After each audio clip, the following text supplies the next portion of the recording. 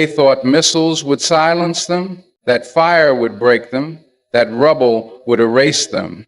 But what the world witnessed was something no weapon could touch. In the midst of falling skies and broken streets, there stood a kind of peace that didn't move, didn't flinch, didn't fall.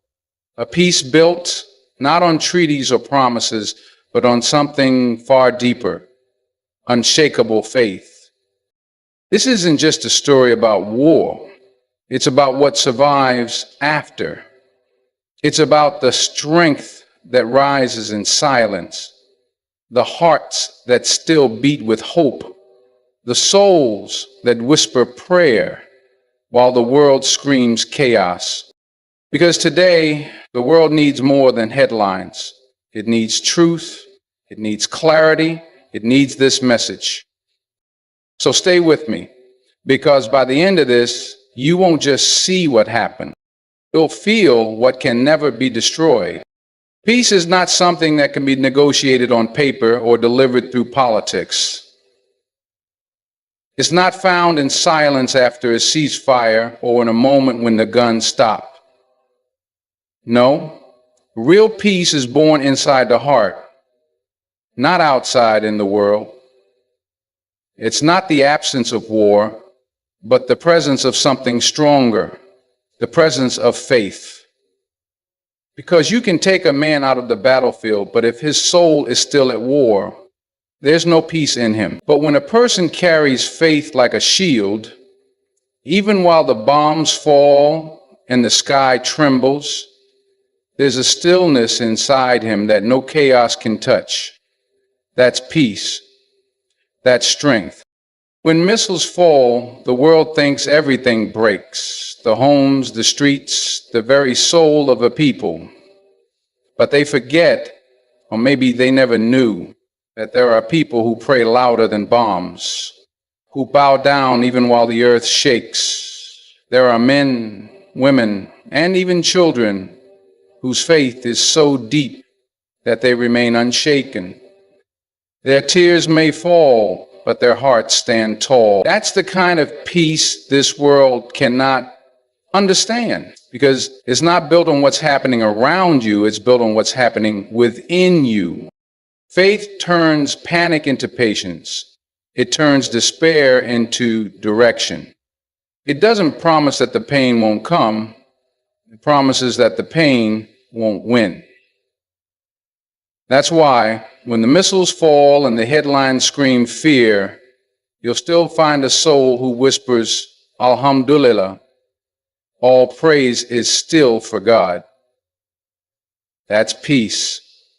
That's a kind of calm this world can't manufacture or destroy.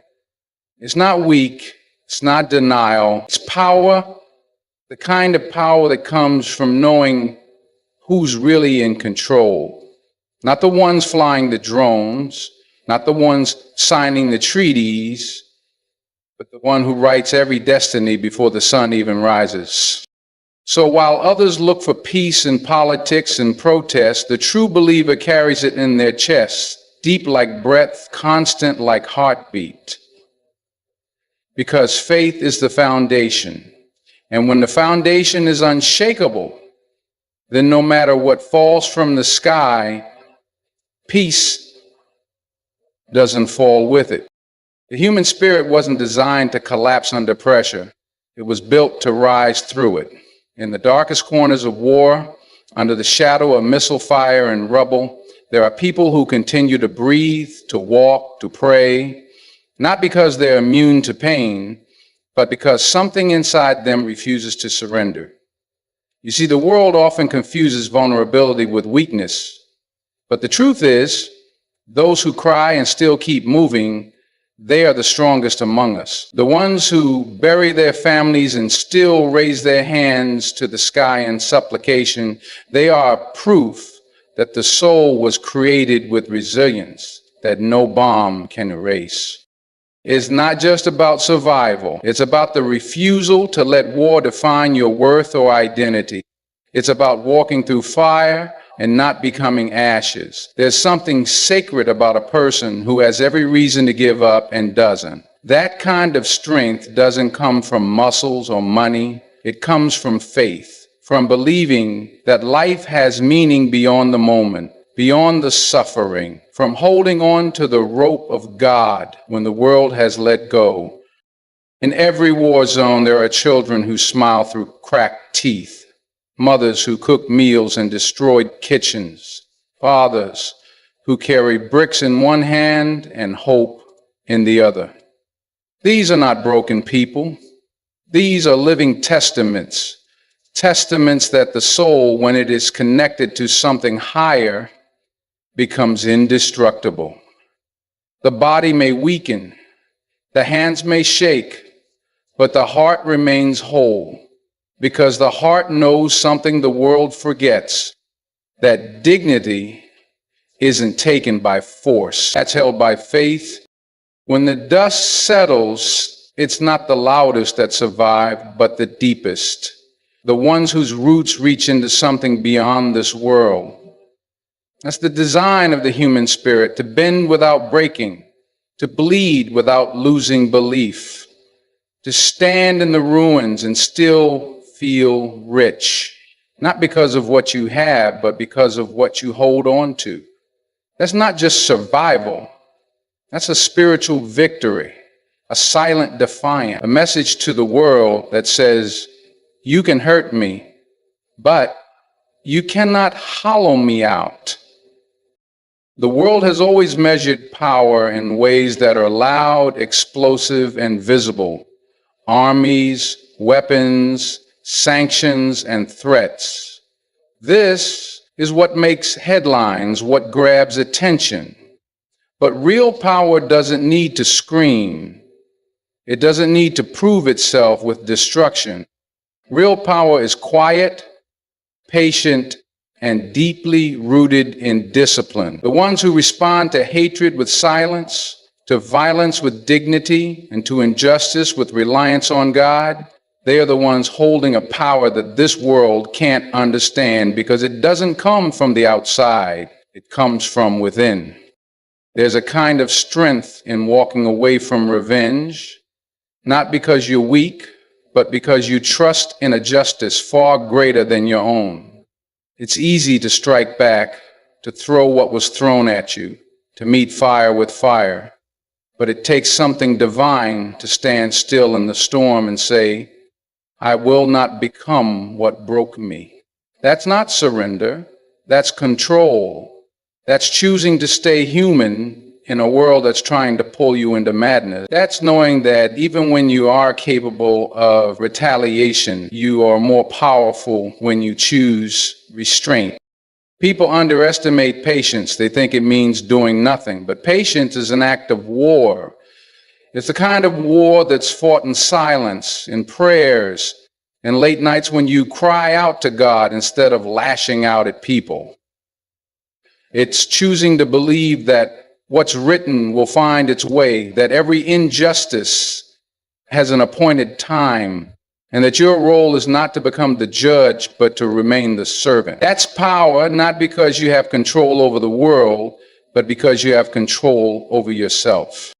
In every crisis, the ones who panic are the ones who rely on the world, but the ones who are calm, the ones who move with intention and clarity, they're the ones who know where their strength truly lies.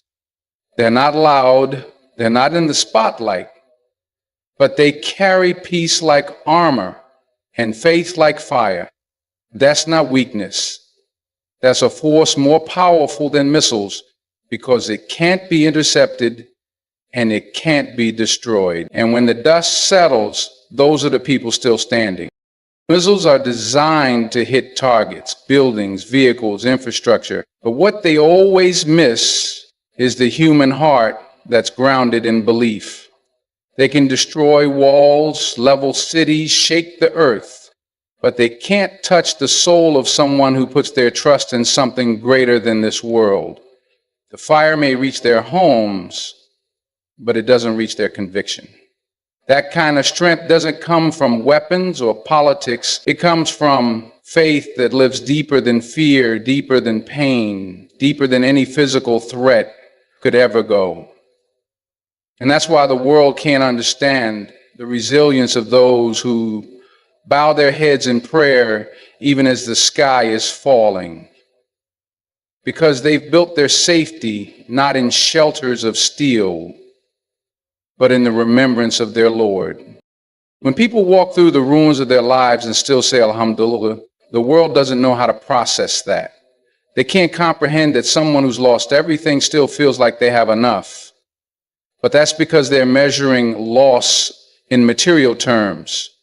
The believer measures life through meaning, and meaning can't be burned, bombed, or buried. It is carried in the heart, protected by the soul, sustained by the certainty that God sees everything and that nothing goes unnoticed or unrewarded. The heart that is filled with belief doesn't break the same way others do. It may feel the sorrow, but it doesn't collapse under it. It may carry grief, but it still beats with hope. Because that heart knows that victory isn't always seen in this life. Sometimes victory is surviving with your faith intact. Sometimes it's not what you do with your hands, but what you hold on to in your heart. That's a type of strength that doesn't make noise, but shakes the heavens. And in the face of overwhelming force, the believer remains calm. Not because they don't feel the fear, but because they've trained their hearts to trust beyond what they can see. That's why when missiles fall, believers rise. Not always with fists, but with faith. Not always with noise, but with unshakable silence. Because you can aim at their land, their homes, their lives, but the heart that belongs to God is out of your range. Always has been, always will be. Every explosion tears through the surface of the world, shaking the ground, cracking buildings, and silencing streets. But it also does something unexpected. It reveals, it shows the truth of what lies beneath. And in those moments when the sky rains fire and the smoke thickens, you see something no weapon can destroy. The unwavering core of those who still stand, still pray, still believe. Because every time destruction tries to speak louder, faith answers without raising its voice. What the world thinks will break them only shows what cannot be broken.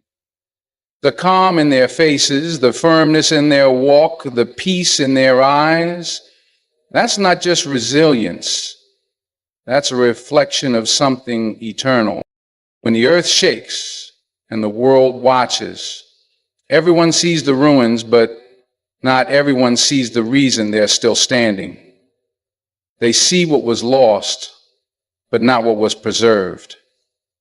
They don't understand how people can lose their homes and still speak of hope, how they can bury their loved ones and still raise their hands in gratitude. It doesn't make sense to a world that measures life by comfort and success, but to the believer, everything is a test and everything is a sign. The explosion isn't the end. It's a moment that proves the strength of what God planted inside. And maybe that's the point. Maybe the destruction isn't there to end them, but to expose to the world that what they carry cannot be touched. Their dignity, their devotion, their peace, it rises in the smoke like a flag that cannot be torn, because faith isn't something worn on the outside. It's something built deep within, brick by brick, prayer by prayer. So when the missiles fall, they may shake the ground, but they also show the world what stands on unshakable ground. This is the kind of strength that isn't learned in schools or earned in battlefields. It's given to those who trust when they can't see the way, who believe when the world is falling apart. And when everything else has fallen, what remains is what always mattered most: the unbreakable, undeniable, God-given peace that no war can ever touch. And that in itself is a message louder than the blast. The world today is flooded with noise: news channels, social media feeds, speeches, debates, threats. Everyone's talking, everyone's shouting, and yet the truth gets quieter by the day. But in the middle of all this noise, there's a message that's not being broadcast, not being amplified. It's not coming from presidents or politicians, not from boardrooms or battlefields. It's coming from the lips of those who sit in the rubble and whisper, Ya Allah. It's the message carried in patience, in tears that fall without complaint, in prayers offered while the world is burning. That message is powerful, but the world doesn't know how to receive it. Because it doesn't sound like power, it doesn't look like victory, but it's exactly what this world needs right now. People are searching for peace in headlines and hope in politics, but the real revolution is taking place in the hearts of those who endure, the ones who have every reason to hate, to curse, to retaliate, and yet they choose to wait on God. That's not weakness, that's clarity. They've understood something most people have forgotten, that justice is not always immediate, but it is always certain. That peace isn't the result of negotiation, but the reward of submission. And while the world keeps spinning in confusion, the believers stand still and trust. You see them, the mothers in war zones wrapping their children with love instead of bitterness, the fathers walking through debris with a Quran in their hand, the elders who say, Inna lillahi wa inna ilaihi raji'un, with full belief. They are broadcasting a truth more powerful than any media outlet. They are saying, you can't take what we didn't place our faith in, our homes, our cities, our comfort. They were never the source of our peace. Allah was, and still is.